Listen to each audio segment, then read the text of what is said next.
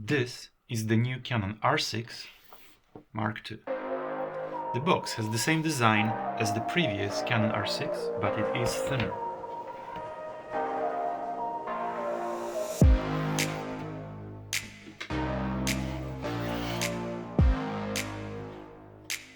This is the model sold in Japan.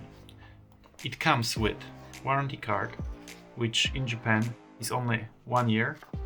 Also, if you are considering purchasing this camera in Japan, be aware that the warranty is only valid in Japan.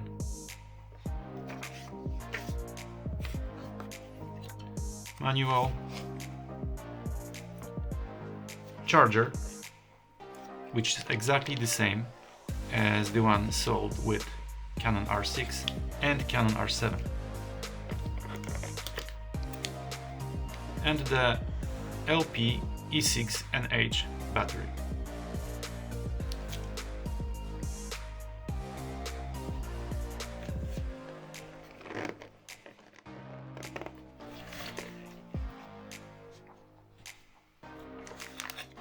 Strap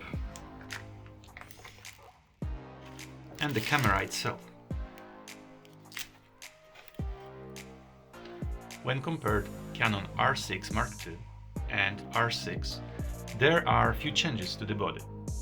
First of all, looks like the infrared sensor that is present on Canon R6 and R7 is missing from the new body, which means you won't be able to use a remote controller like the RC6 anymore.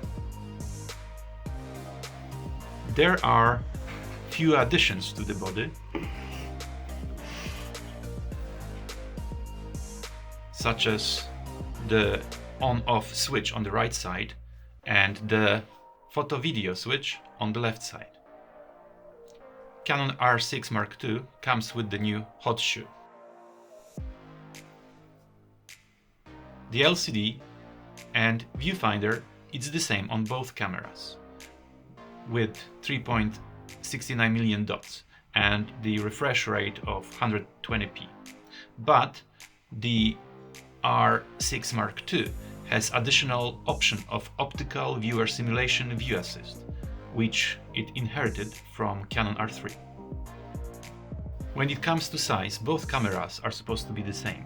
However, there is one small but important change, which is the bevel on the top of R6 Mark II.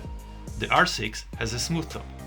This means that you won't be able to use your small rig cage from Canon R6 on your Canon R6 Mark II, because the bevel will prevent you from sliding the cage in.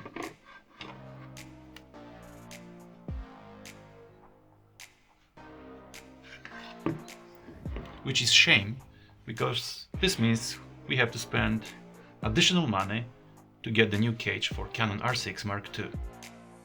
Okay, let's check the English menu and the time.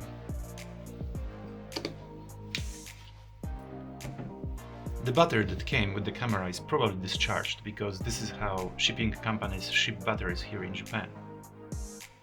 An interesting fact: if you ever wonder what the battery shape cut is for, it is to help you distinguish which battery is charged and which battery isn't.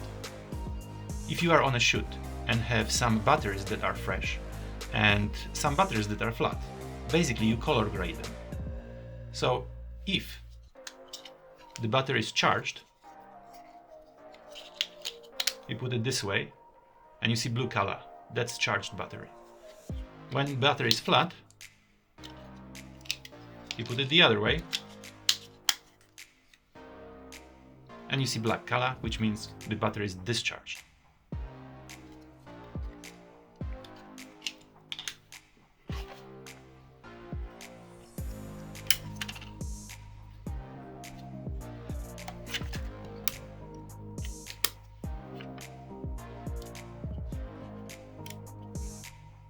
Yeah, the battery is discharged, but this is good. This will give us an opportunity to try third-party battery and see if it still works with the new Canon.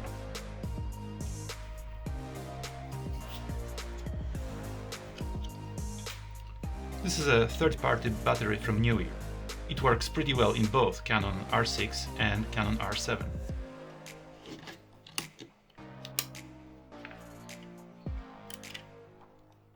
Alright, there we go.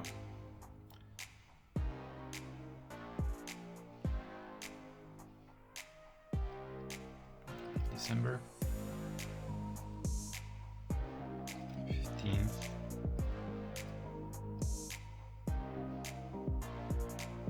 And the time is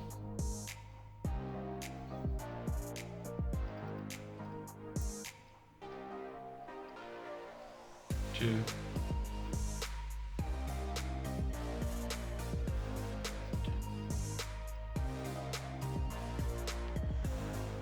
Okay. Now, if you want to switch language from Japanese to English, you go to the yellow wrench menu, tab 2, and on the top you have language options. As you see, there are only two, Japanese or English. Most of cameras sold in Japan do not provide other options. You basically only get Japanese and English or Japanese. Alright. Okay, here are a few things that I'm really excited about with this new camera body.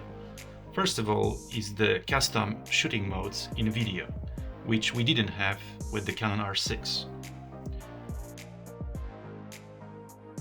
Another thing is the Q menu on the LCD is now customizable, which is great as I can set the functions that I actually use, unlike on the R6, which has baked-in functions that take space on the screen but are useless in my personal workflow.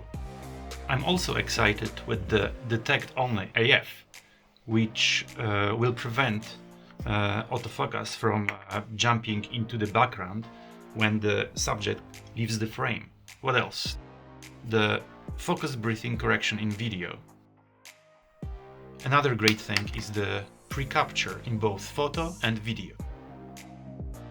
Small but useful addition is the red frame on your screen that lets you know when you are recording.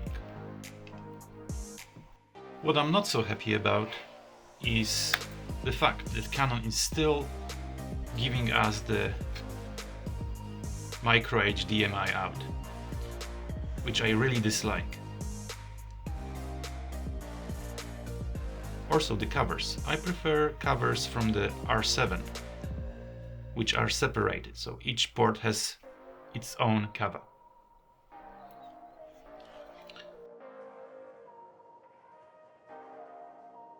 I wish there was a way you could record your camera setting to your SD card. So when you are resetting your camera or lending your camera to a friend and he changes just some settings, it would be really easy and helpful if you could just put your card in and the settings would just load in. I don't know, maybe it's somewhere hidden in the menus and I haven't found it yet. If that's the case, please let me know in the comments. If you are interested in this kind of content, I will be testing this camera in the coming days and weeks. So please subscribe and thank you for watching.